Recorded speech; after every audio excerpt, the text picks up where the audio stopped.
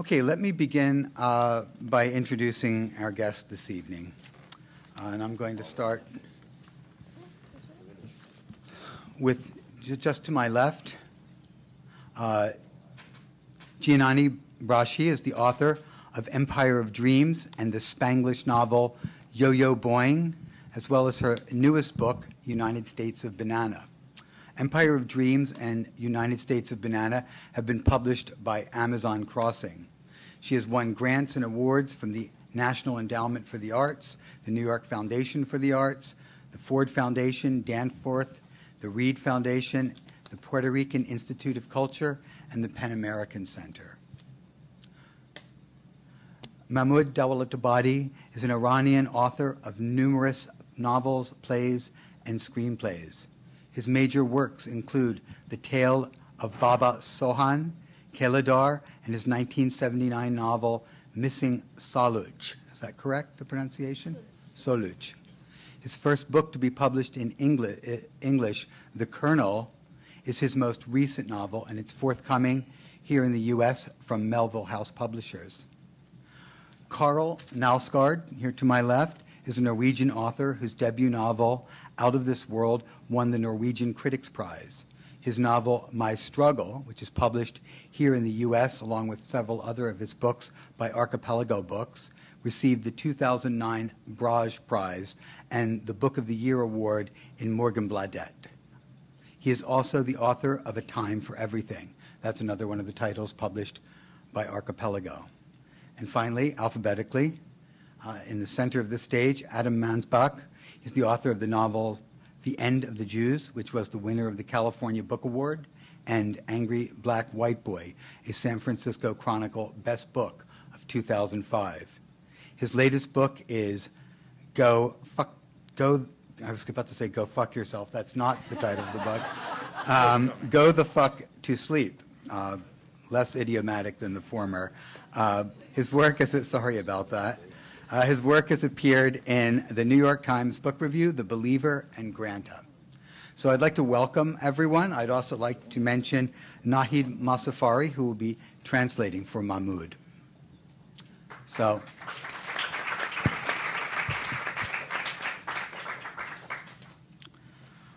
we're here this evening to talk about censorship. The title of the event is The New Censorship, and that title aims to address the many legal and corporate mechanisms by which governments and businesses might, depending on your point of view, restrict the use of copyrighted material, thereby protecting the rights of the owners. And those owners might be the Disney Corporation or some poet in her garret. Again, depending on your point of view, these sanctions might thwart the very origins of the creative process by making time-honored practices of appropriation and parody, for instance, very difficult, if not impossible. Artists now live in a technological environment that makes reproduction and alteration of texts and images incredibly easy on a global scale. Artists participate in this cultural ecology as both providers and users. But what about the writer's ability to control and profit from their work? How can custom and law keep a balance between competing interests? I think the underlying issues of this so-called new censorship are very much connected to our more familiar sense of the concept. That is, when governments seek to restrict speech for political rather than financial ends. So our discussion will, I expect, explore both the old and the new censorships. To start off, I'd like to address a very fundamental question. So let me ask each of you what the expression intellectual property means to you. That is to say, what does it mean to say a writer owns his or her writing? Maybe we can start with Giannina. Well, I have prepared I research what you talk about. Okay. And I have my little statement. Piracy, I think piracy has nothing to do with censorship, but with ownership. Preventing piracy has to do with perpetuating the monopoly of corporations that already own everything. ownership and piracy go together. They are the ones who have already stolen the 99%. Corporate censorship does not believe in freedom of speech, but in speech for profit. In a capitalist corporate structure, everyone is a piggy bank. But if you feel your brain is a piggy bank, for God's sake, in God we trust. Work harder until you become a cash machine. Your salary will increase, and so will your social status when you print a business card that states your name and your new title from assistant piggy bank to associate cash machine. Progress in this society has to do with the profession of money, going from one profession to the other. Merit resides in your ability to count rapid sums of money. Roll your eyes blank at the buscones who are buscando money. Roll your eyes emotionless, pitiless, no ear to them, deaf, and above all, heartless. You will not be moved by the heart, nor by graces, nor by looks. You will be moved by cash. Call her cash. In God is money. You will be moved by cold hard cash. In money we trust. God is money. Claiming they are protecting artists and their original creations, they take the biggest chunk of what artists produce and set themselves up as the owners of works of art, which can then be stolen from them if others do not pay to see, read, or hear these original creations. Corporations claim that piracy hurts art, but the reason invoked is commercial, for it prevents corporations who purvey art from recouping costs, and this discourages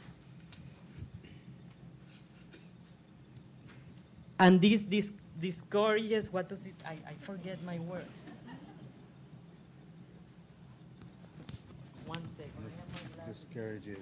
This is good, this way. And this discourages, where is it? Investments.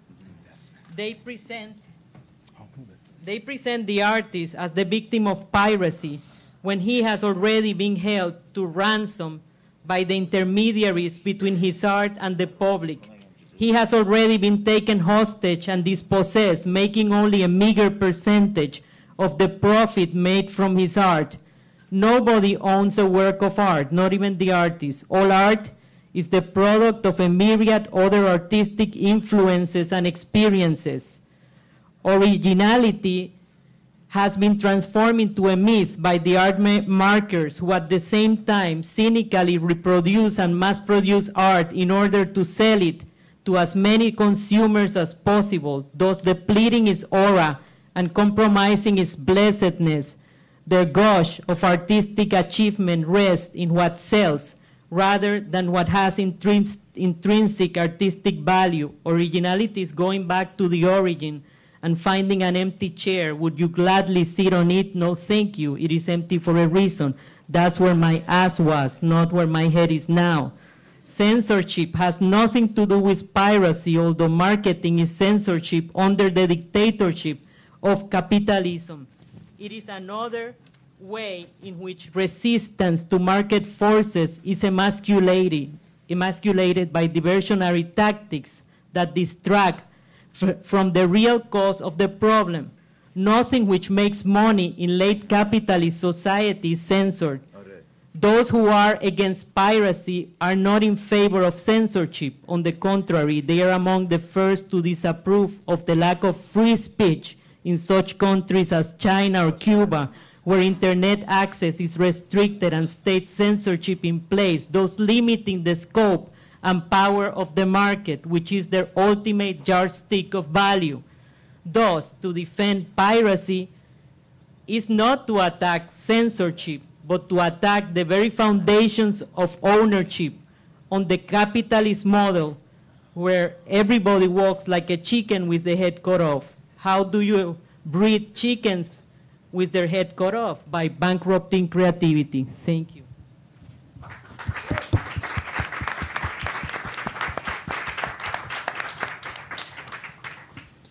You asked about what we meant by intellectual Well, property. Giannina puts forward the idea that no one owns a work of art, and I think that's an interesting statement. I wonder how people feel about that when they're expecting a royalty check. I mean,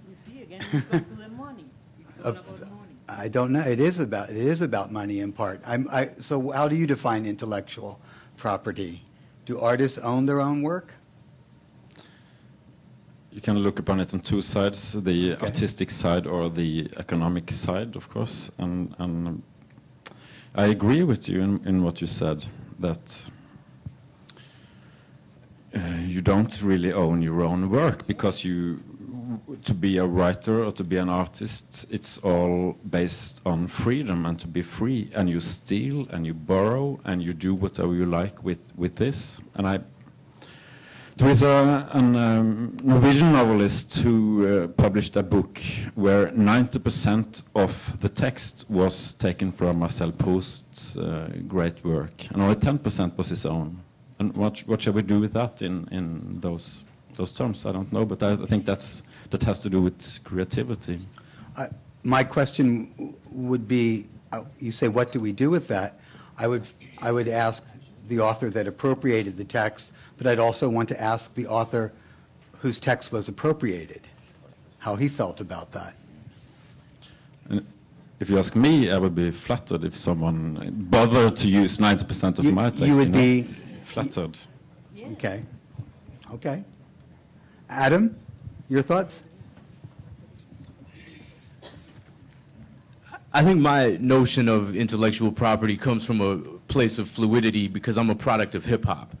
And there's a kind of dynamic borrowing, flipping, remixing, sampling, chopping, slicing, co-opting that takes place in the musical production, the lyrical production. It's a bedrock piece of hip-hop aesthetics that you are playing with the entirety of recorded sound and in some sense of kinetic history when it comes to the dance and linguistic history. And yet, at the same time, I think that ownership is important. For all of that dynamic interplay, for all of that sampling, if you bite somebody's style, they'll come talk to you about it. And by talk to you, I mean hit you in the head.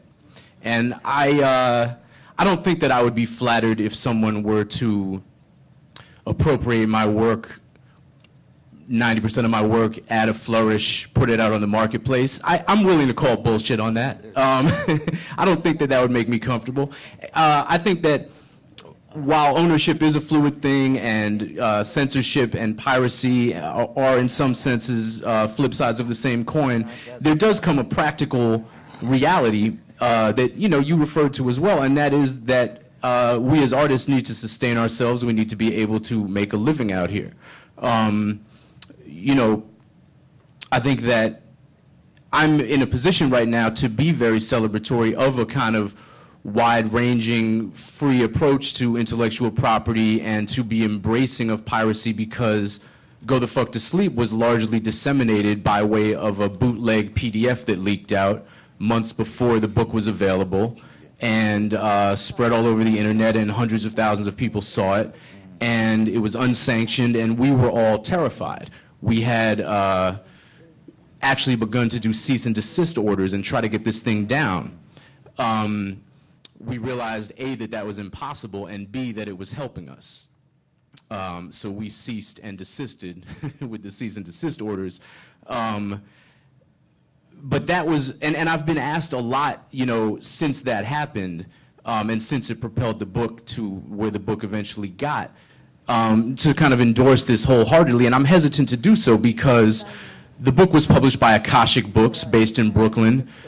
Their motto is reverse gentrification of the literary world. I'm sure a lot of you are familiar with the great work that Akashic does. Akashic had never operated in a profitable way in the 10 or 12 years that they existed until this book came around. And this piracy was really on the razor's edge, and it very nearly could have robbed them of the income that they would have made from this book, and it could have put them out of business, because they really do operate with these very small margins financially. And were it not bad manners to show up at a baby shower with a printed out, low resolution, stapled together PDF of a book and be like, here, it's a wonderful time in your life, here, take this. If the book wasn't a gift book, this very well could have pulled the rug out from under the project before it had a chance to start. So I am hesitant about being too romantic about it.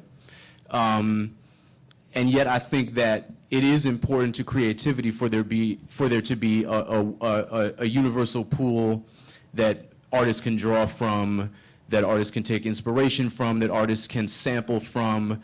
And I think also it's important that there be an equally dynamic interplay between the ways that these sources are obscured and are revealed. Again, to go back to hip-hop, in the early days, DJs would steam the labels off of records so that nobody could tell what it was they were playing. They had not made these records, they had not produced this music, they were in the position of breaking this music to new audiences, and they wanted to be proprietary about it. So Africa Bambaataa was known for playing certain records. They were identified with him as if they were his own productions. And the same across town in the Bronx was true of Grandmaster Flash or Kool Herc or DJ Flowers in Brooklyn. And stealing one of those DJ's songs was tantamount to stealing somebody's music. At the same time, the first rap song to become successful in the financial, in terms of the global marketplace, Rapper's Delight, was wholeheartedly looted from Grandmaster Caz. He was given no credit. The story is, at this point, well known, but that record sold 8 million copies because a bunch of unknown guys from New Jersey had access to the great Grandmaster Caz's rhymes and committed them to record without even changing his name, actually reciting his name as if it is theirs. And everybody in the community knew it and knew that it was fraudulent, and that record within hip-hop got no support. In the wider world, it launched hip-hop to a position of worldwide notoriety that has continued for the last 30 years. So I think it's all difficult and fluid, but I am hesitant to be too romantic about saying that nobody owns art, because if nobody owns art and nobody profits from art, yeah, that might give corporations fits, but it's going to put writers in the street as well. Adam, can I just quickly follow up on that? What's the situation with Grandmaster Caz now?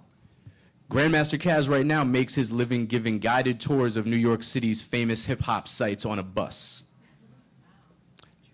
And he's available for speaking engagements. And the people that produced the record that sold? It's a complicated story. It was produced by, it was put out by Sugar Hill Records, which was Sylvia Robinson's company. She was notorious for ripping off her artists. So Big Bank Hank and the other members of the Sugar Hill gang are not sitting in castles somewhere either. But Sylvia Robinson is. Okay. So someone made their nickel. Somebody made a whole lot of nickels. But not the artist and the originator of the material. Correct. Mahmoud? جانم. بله بله. اولا خیلی سلام میکنم به شما و خانم ها و آقایان که اینجا هستند و تشکر میکنم بار دیگه از پن و ملویل هاوس و دوستانم در نیویورک و امریکا. He's thanking everybody, the hosts, Melville House, and very grateful to be invited to this event. مشکل من یا مشکل ما در ایران کاملا متفاوته از مشکل که اینجا من کم و بیش متوجه شدم. Our problem in Iran is quite different from what I perceive the discussion among you is. تجربه من میگه که هر وقت که شما پشتت به قدرت حاکم تکیه نداشته باشه هر آینه میتونی که آثار تاراج بشه. My experience shows that if you are not relying in some way or other on the powers that be or the rulers, then you face the danger of your work being destroyed. در پیش از انقلاب اسلامی آثاری از من ربوده شد، تبدیل شد به سینما و هیچ کس هم حرفی نزد و من زندان بودم. before the Islamic Revolution, some of my work was stolen while I was in prison, and it was turned into films and plays, and I couldn't do anything about it because I was in prison.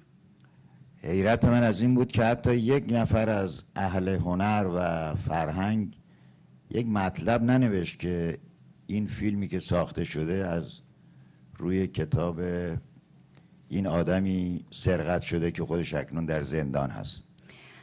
My surprise was, and amazement was that none of the artistic community actually objected and wrote anything or said anything about the fact that this screenplay or this film is based on the writing of this man who's in prison. بعد از انقلاب مشخصاً من یک فیلمنامه نوشتم که پیش پرداختم گرفتم، ولی اون کارگردان یا اون کسی که من مراجعه کرد آمد نزد من و گفتش که من رفتم که اینو فیلم کنم، گفتن که دولت آبادی نه. After the revolution, I wrote a screenplay, and I actually got paid for it, or part of it.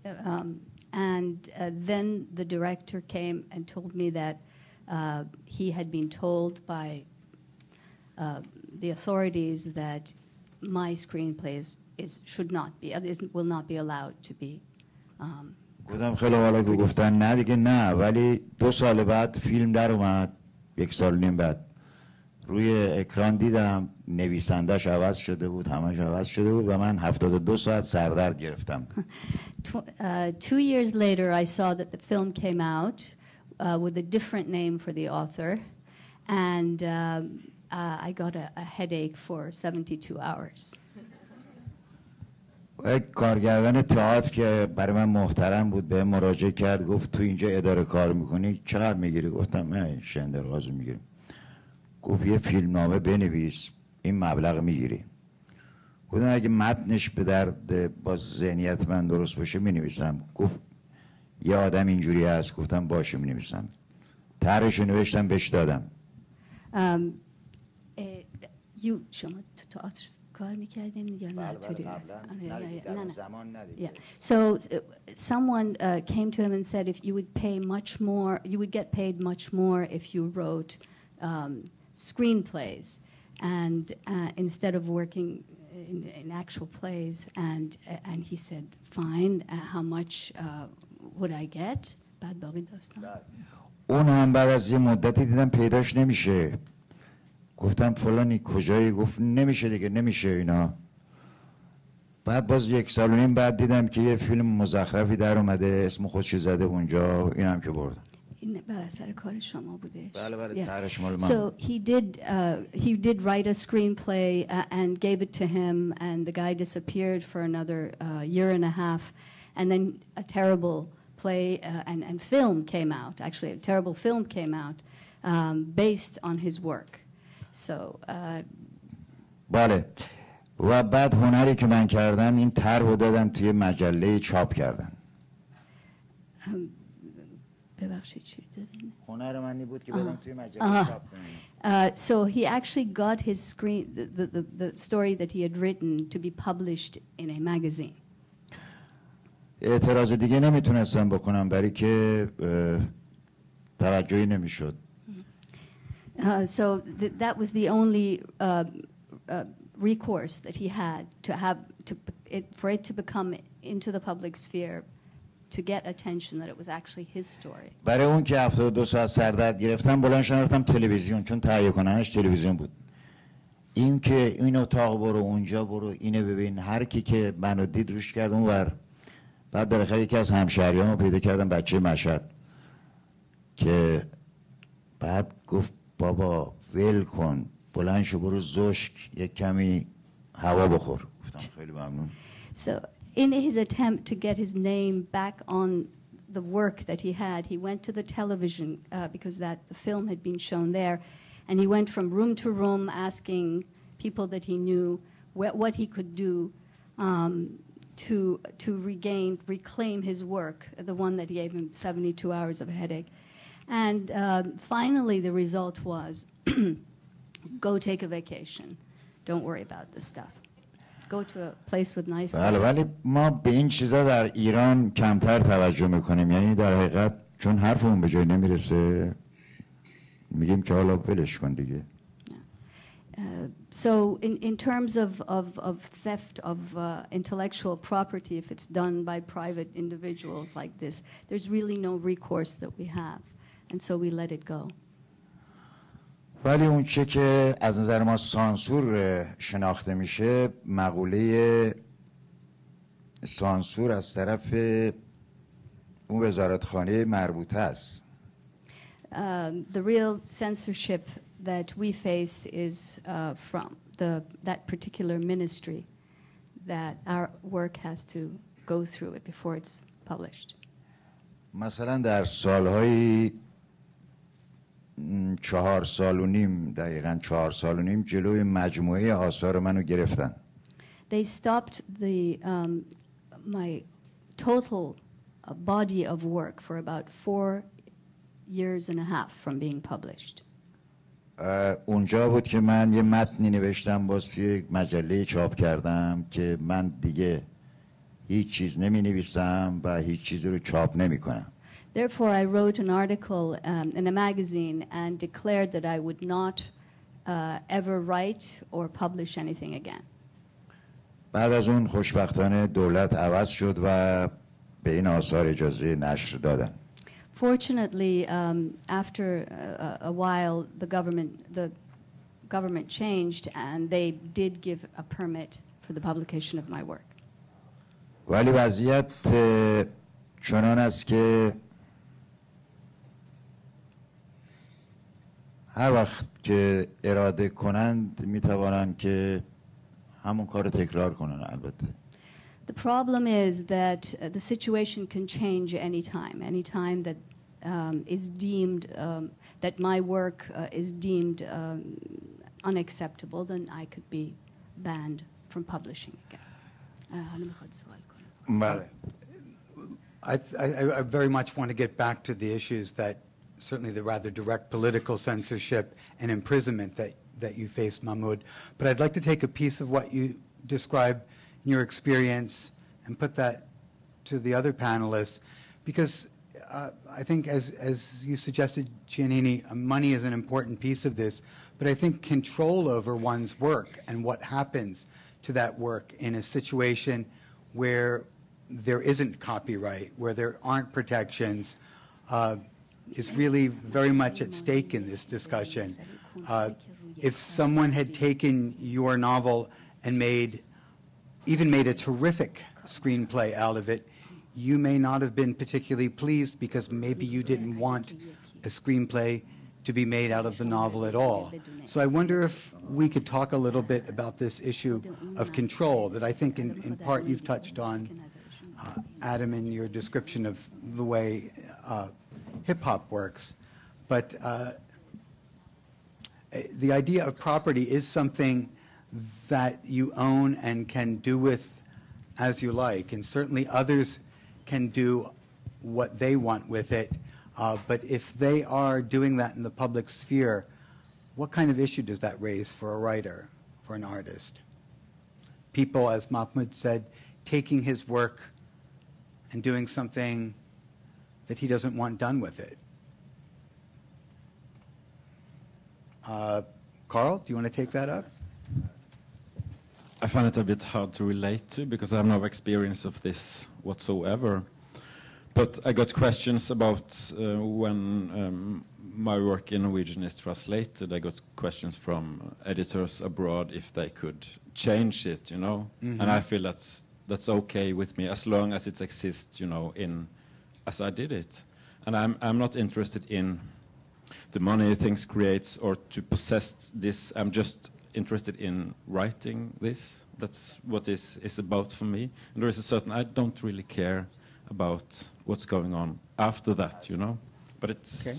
I don't guess that's not very relevant. Giannini? I agree with you. I write my thing, and then it belongs to the people, you know. It doesn't belong to me. I don't own it. I don't own anything in life. I have never had that problem with myself. Mm-hmm. To own is not my problem. To give is my problem, and I think, not my problem, my gift is to, I think writing is about giving, and giving gifts to the world, and the more I write, the more gifts I can give, and then I'm full of bliss. I feel bliss. I feel bliss, and I feel that I'm blessed. But the other problems are ownership. I'm not interested, really. I want to be free of that. I want to be selfless.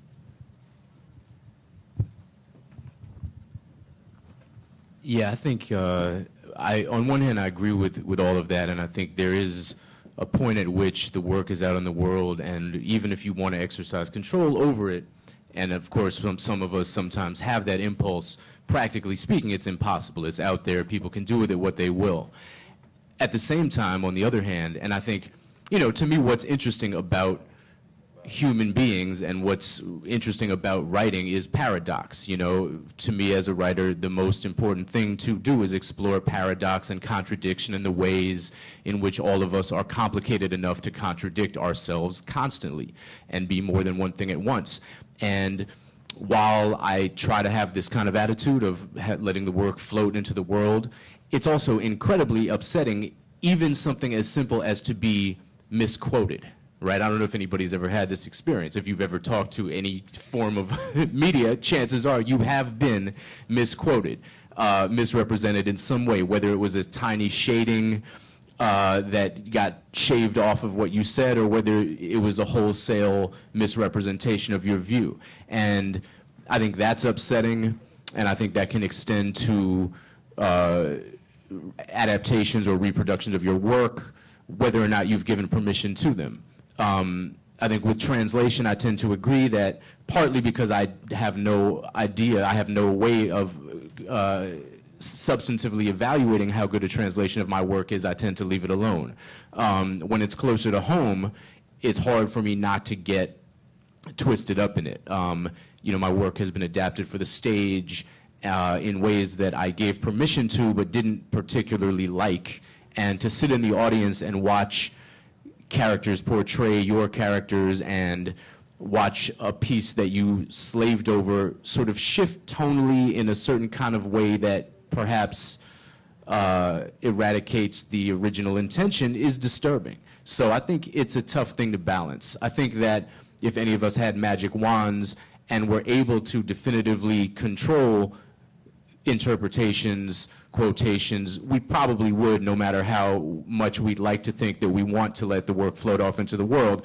We sort of know that that's not possible, so we let it go for the good of our souls, and that makes a lot of sense. But I think it is a tricky thing. Adam, can I follow up on that and ask you about your experience with your parody of Margaret Wise Brown's book, and what were you thinking of when you approached that work and reworked it? You know, it's not a parody of Margaret Wise Brown's book. That was actually one of the interesting things about putting out Go the Fuck to Sleep, is that various people, not Margaret Wise Brown's estate, but this other dude whose name I always forget, started making the rounds, he and his publisher, claiming that this book was a parody of his book. And I perhaps have deliberately blocked out both his name and the name of his book, but I did get to battle him on Fox News of all places, which was fascinating. But it was really interesting because they were clearly sort of trying to get some attention for this book, and the arguments were very flimsy. It was like, okay, we both have a picture of some tigers, you know, and we both rhyme sleep with deep. It's like, motherfucker, I rhyme sleep with every word in the English language that it rhymes with. That's what I did. It was not a strong argument, but it was interesting because it got to the nature of what parody really is. And, you know, the very idea that I would be parodying something and denying it seems to me to undercut the very idea of what parody is. In other words, if you're parodying something, you need the audience to know what it is that's being parodied, or the parody falls flat. It doesn't make any sense. You know, if Weird Al Yankovic is doing, you know, Eat It, and you don't know that Michael Jackson did a song named Beat It, you're not going to know what the hell is going on. So it was interesting to me to have people sort of coming out of the woodwork claiming that the book was a parody of various things when it wasn't, and when, if it was, I can't see why I wouldn't admit that it was. So I approached that book not as a parody of a particular text, but as sort of a riff on an entire genre. I mean, I guess in a larger sense, I was parodying bedtime literature. Okay. Mahmoud? بازم ما کارو میرسه به همون قبلی. Thank you. Go ahead. مثلا من قبل از انقلاب داستان نه بذارین سوال No, I just wanted you to follow up a little bit more on this issue of the control of your work and having lost control and your perception of what that meant to your art, to the literature that you had created, and I understand this is very hard to separate from the political circumstances in Iran, but just seeing your work taken and brought into other mediums without your permission, did you feel that was more than theft, that it was a kind of vandalism?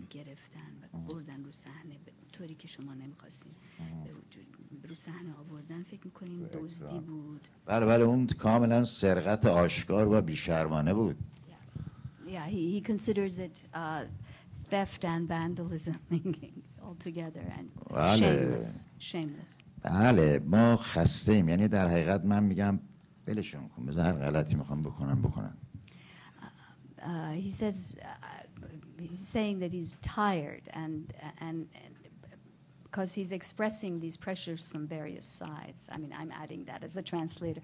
So at some point he said, let it go.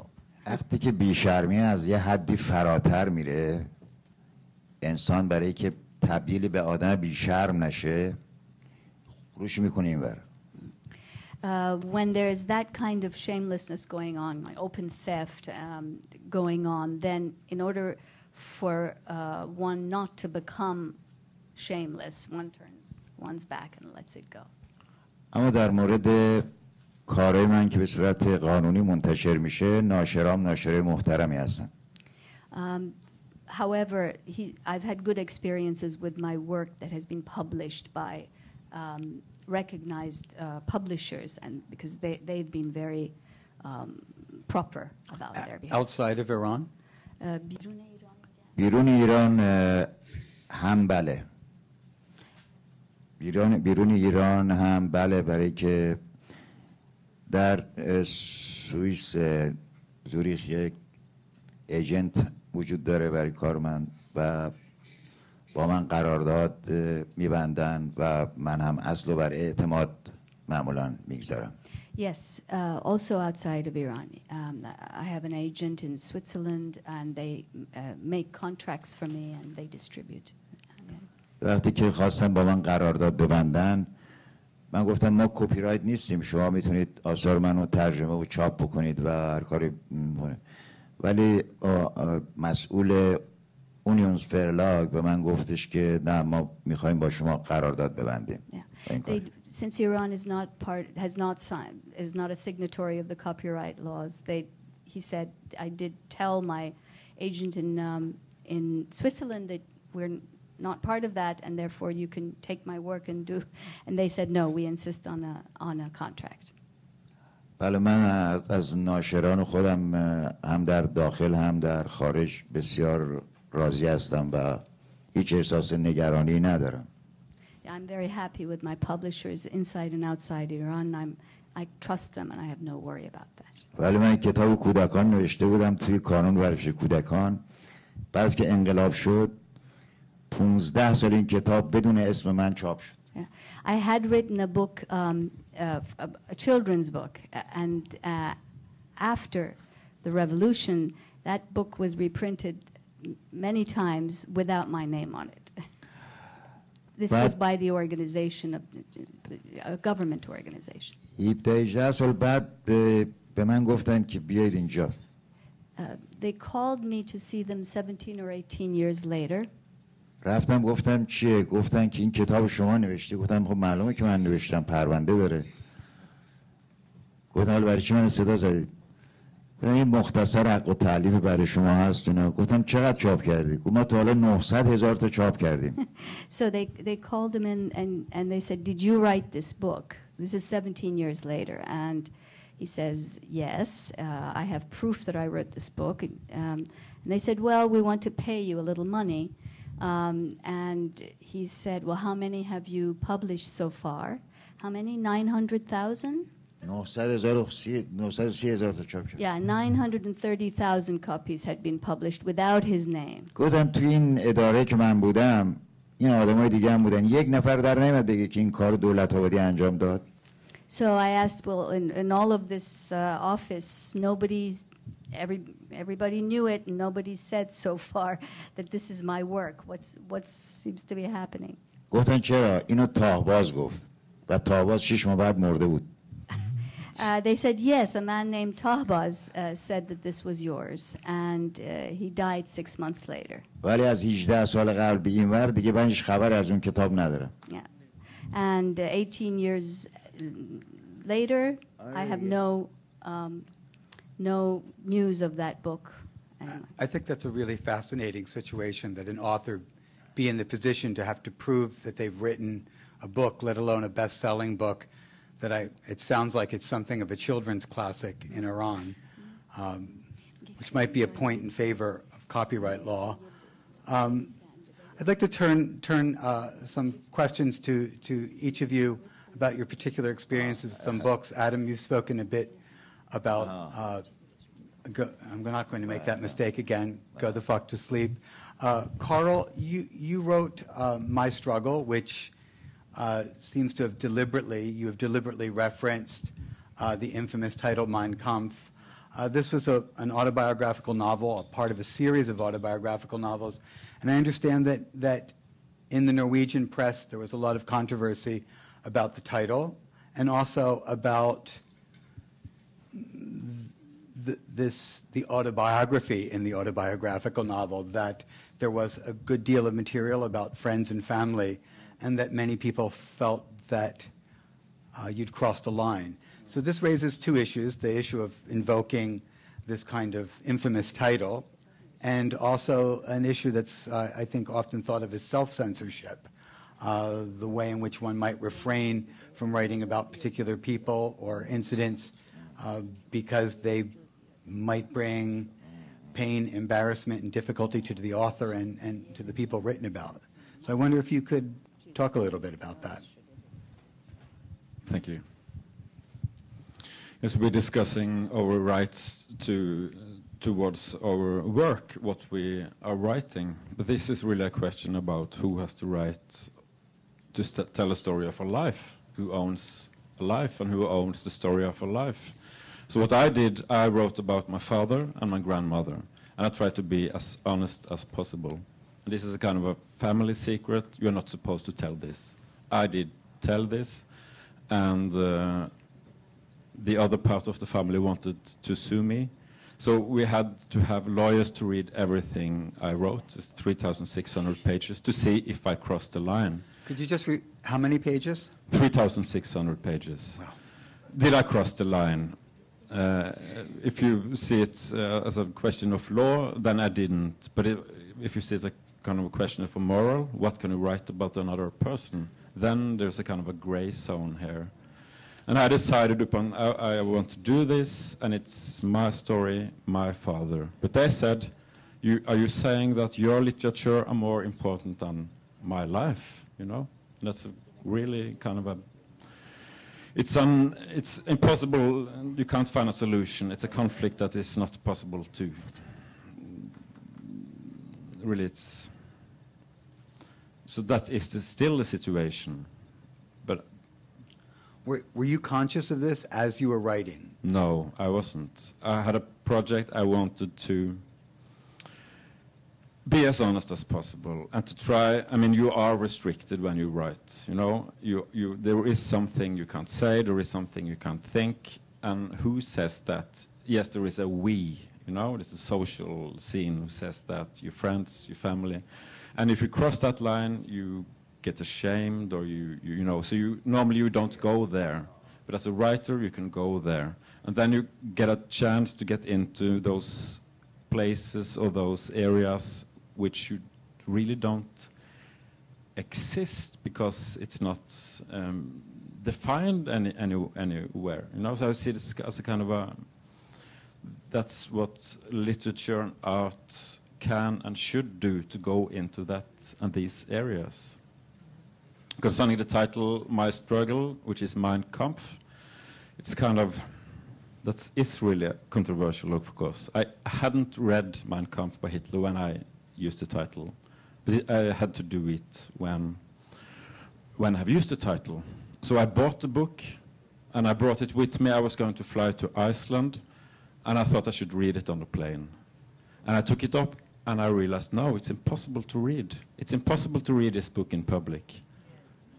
And why? It's like it's not literature. It's like it's something else. It's kind of the total taboo.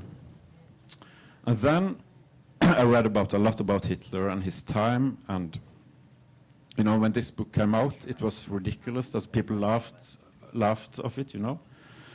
And I read a lot about his time in Vienna. I read a lot about what he read, the anti-Semitic, you know, in papers and all over the place.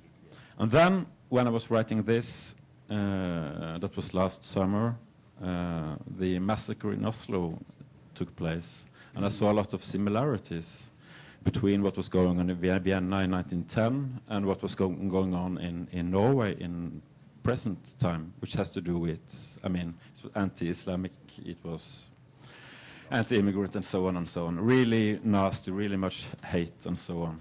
And the question in Norway isn't about censorship like we're talking about now, but it's more like, can we allow people to express those feelings, all that hatred? What should we do? Should we close the pages on the internet down, or should we open our eyes to it? And it's the same with Hitler. Should we read Mein Kampf, or should we, you know, that was kind of the thing that this title evoked in my writing, and it has to do in a way with, not with censorship, but with freedom of speech. What do we want people to say? Mein Kampf has just been published, I think, for the first time in the post-war era in Germany. It's been banned since then. But can I just follow up, Carl, on that? What was the reaction in the Norwegian press to the title? Was there a reaction to that? Were you criticized? Yes, I was criticized. Taboo? Yes. And the moment I wrote about Adolf Hitler, the leader of the Holocaust Center in Oslo went out and said he can't do that, you shouldn't do that, you shouldn't write about Hitler. Because I wrote about Hitler as a human being. Okay. Giannina, you're credited with writing the first Spanglish novel, Yo-Yo Boing, and your poetry is notable for its multilingual character. Do you see any relationship between the use of multiple languages in your work and some kind of argument against restrictions, the kinds of restrictions perhaps that Carl's alluding to, social restrictions about language, and in particular maybe political restrictions? We think about English-only laws that have been promulgated here in the U.S. Is that something that's on your mind, chafing against that kind of potential censorship when you make use of multilinguality in your work? No, I exercise my freedom of speech against English only. That's what I did. Exercise my freedom of speech. That's why I wrote in Spanish, then in Spanglish, and then in English, because I wanted to track the road of the immigrant in the United States, and I wanted to write this. It's a different experience to write in one language and to write in another and to write in another. It's like the trip of Dante from hell to purgatory and heaven, but there's no quality in it. I mean, there's no one language is better than the other. All of them are the same. But it's a totally different experience to write in wishy, in wishy-washy, and in washy. So I don't know if I answered your question, but I wanted to also go back to the question of authorship, because I don't feel, I have never felt I'm an author. I feel I'm a writer. And for that reason, I have a character in my book that has existed from the beginning. It's called Janina. And I see her through her multiple experiences in life, through her multiple transformations. And I was fascinated by Rembrandt when he portrays himself from his youth to old age in the different pictures that he makes of himself, and also by Socrates when he appears from youth to old age, and you even see him dying. And I say, well, Socrates was not an author. He was just a character. And that I'm interested in characters and in writers, but not in authors. It's an interesting distinction. Yeah. Mahmoud, do you think you could talk a little bit about your experience in Iran under the Shah that resulted in your imprisonment? Was it for writing a particular book?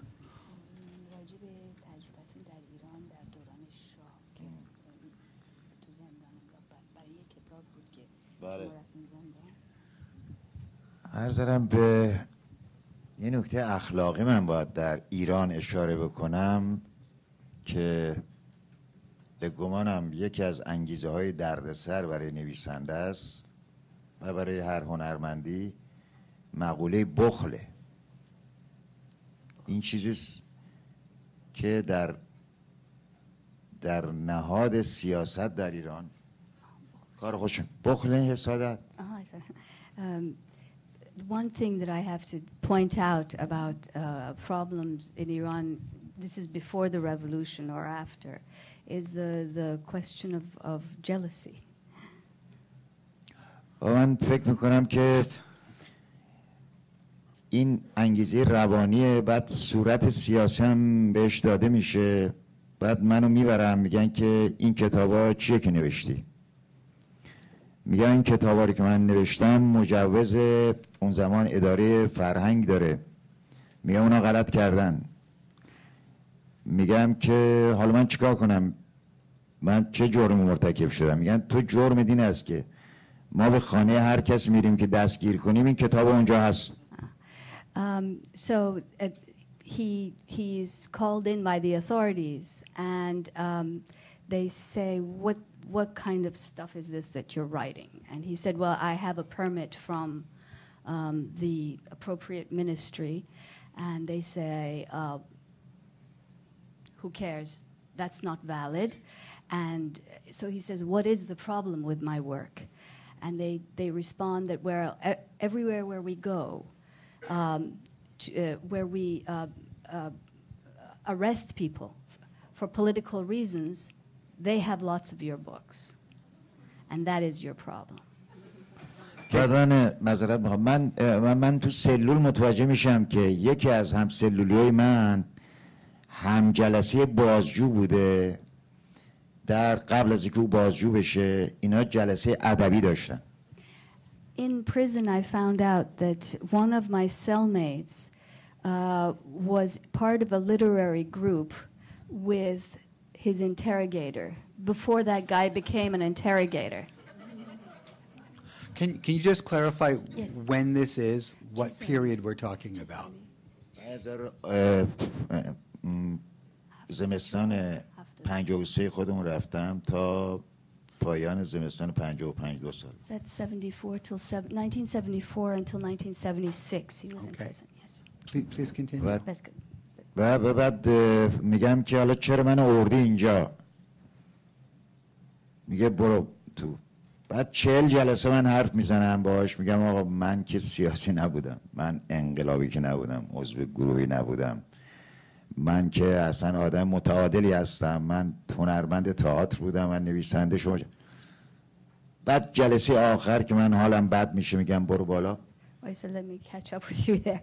So the interrogator brings him in and says, you're in prison, and he gets interrogated for 40 different sessions, right?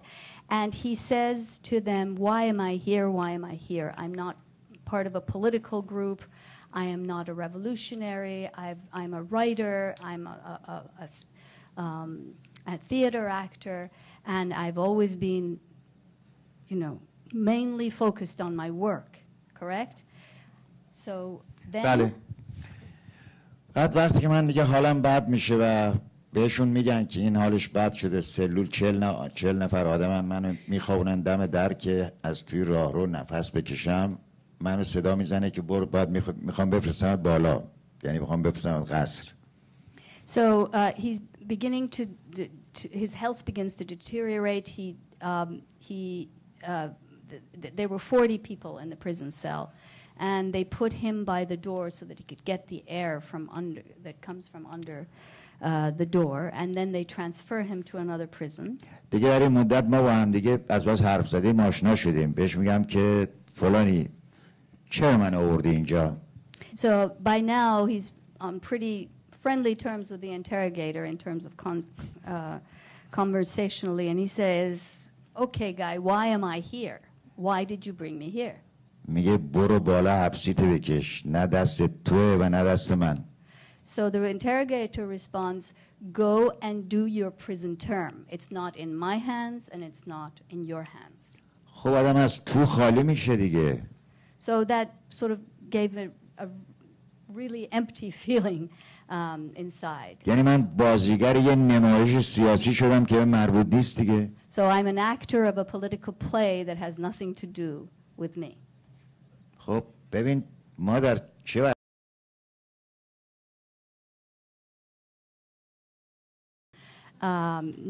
To have a little bit of bread and cheese to eat, and to be alive, and to breathe the air freely, and آره کاملا قضیه چیز هستش، قضیه کاملا متفاوته و خیلی جالبه که به این وضعیت عادت کردم و خیلی هم راضی هستم. And the interesting thing is that I have become used to this situation, and I'm very satisfied. و حالا من متوجه میشم که اصلا چگونه فرهنگ عارفانه در کشور من پا گرفته. And now I'm beginning to understand how this philosophical outlook has actually taken root in my country. یعنی هیچ چیز نخواستن و اگر که چیزی به دست آمد شکر خدا رو کردن. In other words, not wanting anything, not desiring anything, and if you actually achieve something, thanking God for it. ولی این 2 سال منو نگه داشتن اونجا، در اوج خلاقیت بودم که منو بردن. I was at the height of my creative productivity when they took me to prison. و اونقدر من در وجد بودم که وقتی تا 4 صبح می نوشتم بسیاری شبا به تنهایی به سماع در می اومدم. I was in almost an ecstatic state when I was writing at that time until 4 o'clock in the morning, and I almost reached a Sufi state, of a spiritual state. در چنین حالتی مچ تو رو بگیرن بگن که برو زندان. At that point is the time they plucked me away and put me in prison. و تو باید چیکار کنی که در ذهنت بنویسی، اونقدر در ذهنت بنویسی که وقتی که میای بیرون بتونی کارتو ادامه بدی. So what you do is you write and write and write in your head until they let you out, so that you could remember and write it out and create. و من موفق شدم، ولی وقتی اومدم بیرون یکی از آثارم گم شده بود. Yeah. So he did that. In fact, he wrote in his head, came out, and published it. But in the meantime, they had stolen, or one of his works had disappeared. اما این که میگه کپی رایت خیلی خوب، معذرت میخوام، کپی رایت الان خوبه برای ما، برای که دولت ایران با پذیرفتن این اصل داره به دنیا میگه که ما حاضریم قواعد بین المللی رو بپذیریم و پذیرفتن قواعد بین المللی از طرف دولت ایران اکنون به نفع کشور ماست. بنابراین من از این حیث با کپی رایت موافقم. Yeah, but he says, just to sum up, that he agrees with the copyright laws, and that the fact that the Iranian government would accept copyright and be part of the international community in that sense by accepting this law is very good for Iran as well as everywhere else. Giannina, you had a question? No, I wanted to know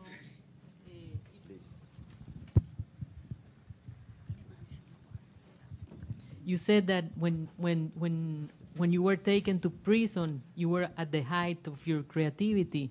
I wanted to know if when you came out, did you feel the same way as when you were out or your inspiration had changed? Did your inspiration change?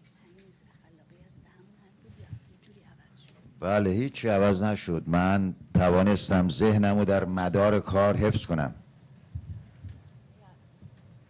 Yeah, I managed, things changed in terms of experience, but not the intensity of my dedication to my work. و علاوه بر این که این کار نیمه کاره رو توانستم نگه دارم توی ذهنم، یک اثر دیگر رو هم همطوری که دیروز به آقای لاری گفتم در ذهنم نوشتم. So in prison I finished half of one work in my head and thought of another one as well. So Well, that amounts to a rather bracing contrast to a lot of our discussion about copyright or internet piracy or some of these other issues about perhaps being criticized in the press. Maybe at this point we could turn to the audience and see if there are any questions for any of our panelists. In the back there? Yeah, I'm curious. Please, could you please stand up and speak loudly? I'm curious what your thoughts on Creative Commons copywriting are. Any of the panel members? The question is, does anyone have an opinion about Creative Commons?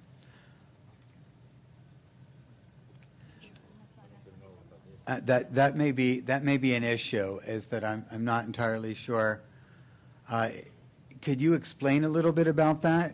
Do you mind, and just quickly define? Creative Commons is essentially copyright that goes under the idea that all authors share their work. You can put different levels of copyright on it, where, for example, like people can use your work but not make money off of it, or people can just share your work and use it and remix it in any way. Okay, Adam, that seems like something. Yeah, I've been encountering that more lately. I mean, when you do an event at a school or whatever, you know, in place of the release forms you used to get, more and more schools are giving you a Creative Commons agreement to sign. And I was at Stanford last night doing an event on the 20th anniversary of the LA riots, and we were all presented backstage with this. And I think there were 4 of us on the panel, and we were all collectively being each other's lawyers and trying to figure out.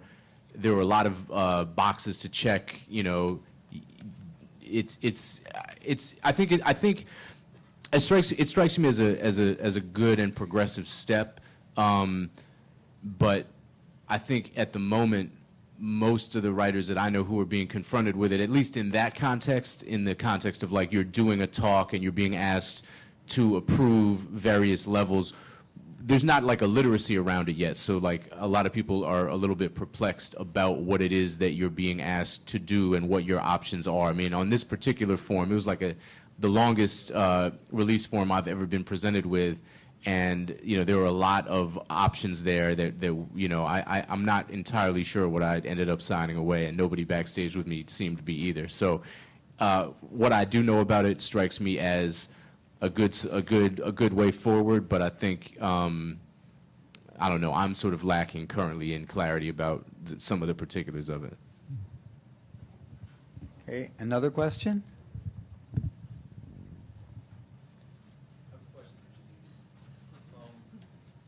I'm trying to reconcile 2 facts in the position you've taken.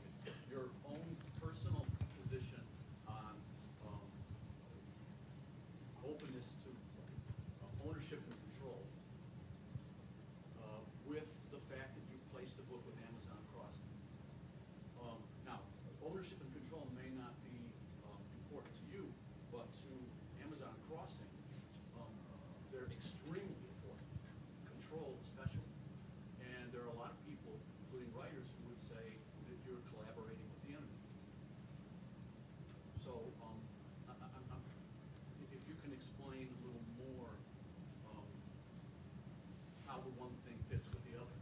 Well, I didn't look for Amazon. Amazon came to me, and I needed to publish my book because I had finished it. So they published my book, and I don't see them. Why are they the enemies? I don't understand why are they the enemy.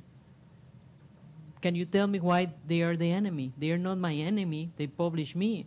You know, why are they the enemy? They are considered the enemy by a lot of writers. But why? Because of the element of control, because they want to wipe out all of the publishing houses and have a monopoly on the publication of books in book form and electronic form. But I'm just a writer. You understand? I just don't get into those issues. But I do believe that I don't believe that piracy has to do with censorship. I believe it has to do with ownership. That's my position in this issue. But I just don't understand why am I collaborating with an enemy? Maybe they are your enemy, but they were very good to me. You see? I don't see why they are your enemies. Just because they want to get to everybody? Why are they the enemies? They have me in every country. Why are they my enemies? I just don't get it. The publishers that you're talking about didn't come to me to publish my books. Amazon came to me. Why are they my enemies? You didn't publish me. They came to me. That's it. Okay. Any other questions for any of our panelists? Yes? Please speak up. As an artist, gentleman from Iran, I couldn't get his name straight. Are you Mahmoud. Are you more pleased with your work being out there, or more disappointed that you are not recognized as an author? میگه که شما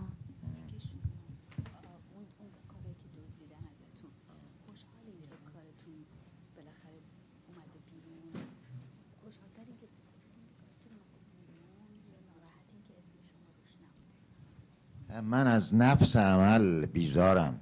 من فکر کنم انسان میبایستی به یک مرامی پایبند باشه. نفس عمل زشت بود. I don't like I don't like the act of theft, and I think that we should all abide by certain rules and regulations and ethics, and I just don't like the act of taking somebody else's work. اصلا مگه هنرمند، شاعر، نویسنده از چه موضعی سخن میگه و رفتار میکنه؟ ما خواستگاه همه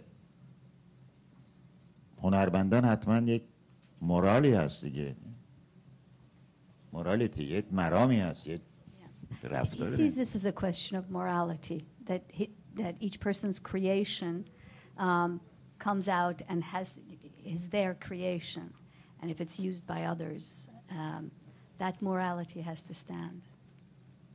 بله بله بله، این کار زشتی بود، خیلی زشت بود. We have time for one more question. Or not? Yes? Please speak up. I'm not saying that censorship is good in and of itself, but it seems that many writers thrive in times of adversity, even prison. And I'm going to use the Rumi as a model. Even Rumi wrote after Shams had died, not while they were having their communion. So I'm curious if you could say something about the role of adversity in creativity. Maybe while that's being translated, one of you could take that up before Mahmoud takes it up. Did you hear it? The question was that censorship or adversity has often been a spur to creativity. Yeah, I mean, I think that on a certain level, every writer, if not faced with adversity, must create his or her own adversity.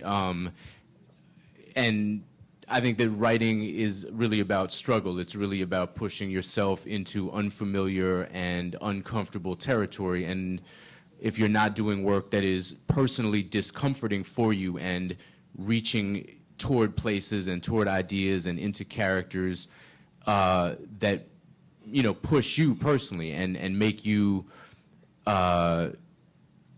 uncomfortable and furious and sad and confused, then you're probably not digging deep enough. So I think that, yeah, I mean, on some level, adversity on an internal level or an external level, yeah, can be a great spur toward creating work that is beautiful and important.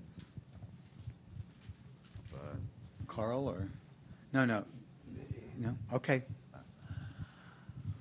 بله گفت سختی هم اندازه داره آخه. Yes, adversity, yes, but there's a limit to how much adversity you need. من اونی که شما میگید متوجهم بله. I understand what you're saying, but برای که هم بلخی رو میشناسم، هم شمس رو میشناسم، هم حافظ رو میشناسم، هم فردوسی رو میشناسم. همه بزرگان ما در چنین وضعیت‌هایی بودن، ولی اون قطره آخر خوب نیست که بیفته. I'm familiar with many of our great writers in Iran have been extremely creative under difficult conditions. Rumi, Balkhi, Hafiz, all of them. But there is really a limit to how much adversity a creative person can take, and that last drop is not positive. ولی اون که شما میگید جنبه مثبتشه، من میخوام جنبه منفیش اشاره بکنم و اون است که وقتی که سانسور حاکم میشه همه آدما نویسندگان فرضی بالقوه هستن و هر کی میبینی میگه که من آثاری دارم در سانسور که اگر در بیاد و شما احساس میکنید یه عده آدم در این شهر دچار توهم شدن. You pointed to the positive aspects of adversity, but one of the negative aspects of adversity, aside from the obvious, is that when censorship reigns supreme, everybody thinks that they're a writer also. They all have works that are waiting to be let out of the censor, and everybody is under this cloud of illusion about themselves becoming artists. این یک بیماریه که افراد دچار احساس معصومیت و مظلومیت بشن که به ما داره ستم میشه. So large numbers of people think that they're under the repression and oppression and being censored. خب ما میگیم آقا بذارید این آثار منتشر بشه که افراد متوجه بشن کی هستن آخه. If there were less censorship, then one could tell who the real writers and artists are. I wouldn't be so sure of that given the situation in countries where there isn't. But I think we need to wrap up at this juncture, and I'd like to thank Janina, Carl, Adam, Mahmoud, Nahid for translating, and all of our panel. Thank you all for coming. Thank the Bowery Poetry Club for hosting.